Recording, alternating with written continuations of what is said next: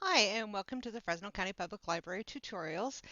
Today we're going to be talking about interlibrary loan. And because this tutorial is for staff, I'm not going to go into a lot of details what an interlibrary loan is and how it's different than what we normally do with our whole process. I'm going to assume that you know the difference and that if you have any questions regarding that, I would certainly encourage you to speak with your supervisor on getting some tutorials on that. Let's get started. The first thing you want to do to get to the interlibrary loan service is from within the ValleyCat library catalogs, such as what customers see online, you're going to want to click on the Other Services tab at the top of the screen. And then you have two options here. One is a suggestion for purchase, and of course what we're looking for is the interlibrary loan option. This is going to take you to a web page within our main web pages, and you can certainly click on place an IL request to start initiating the request process.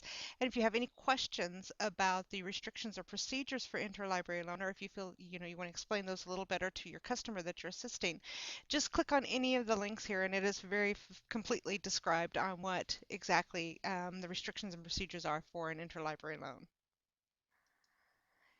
The first thing you're going to do is the customer is going to need to enter in their barcode into the authentication process.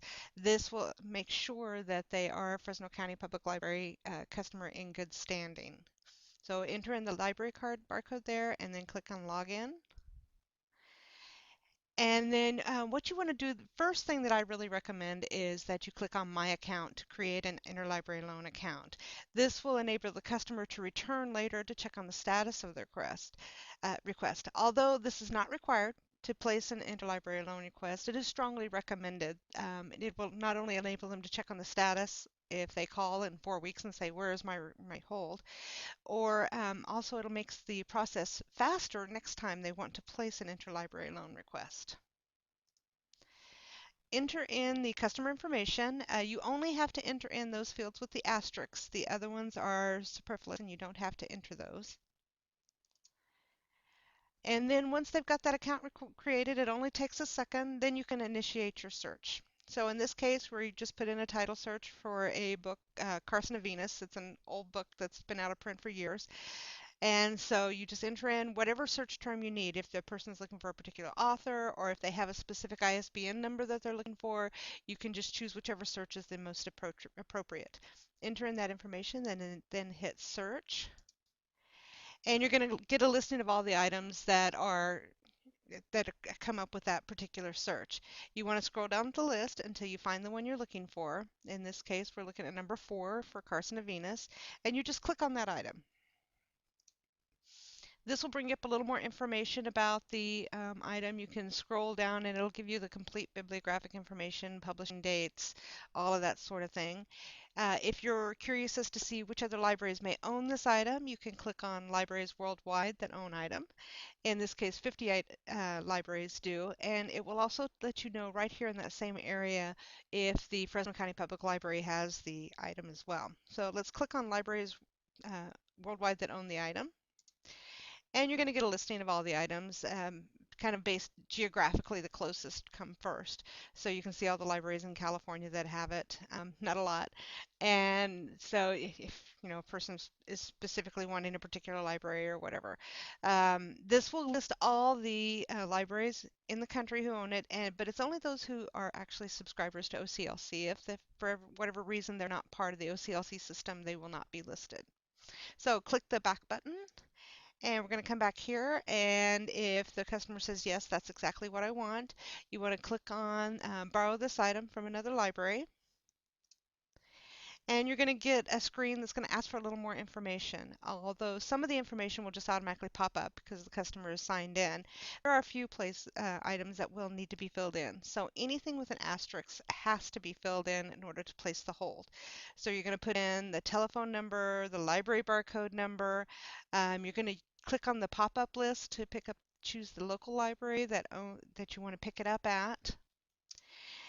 And you do have to enter an amount that you're willing to pay. It is okay to enter $0. If there is a charge, the Interlibrary Loan Office will contact the customer and let them know before placing the order. When you're finished, you just click on Submit, And as you can see, your resource sharing request was successfully sent. So that one's that you've got your request is all placed. If you want to see, if the customer wants to see their outstanding requests, they can click on the resource sharing tab at the top, and they can come back to this tab at any time because now they have an account.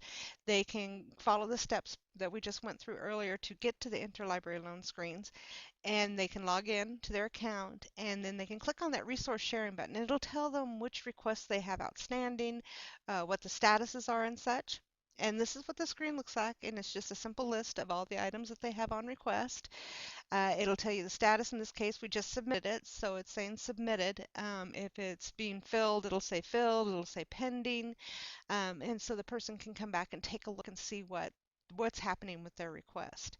If they choose to, they can say it's been too long, I don't need it for my class anymore, or whatever. It's very simple to cancel the request. Just bring up their list from the resource sharing tab and then click on cancel, and that will cancel their request. Whenever the customer's all finished, you want to make sure that you click on sign out, particularly if you're using a public catalog for this. That way their personal information is no longer available to whoever may use this computer later that day. So click on sign out and you're all finished. It's really not a difficult process at all. It sounds more complex when you're talking about it than it really is.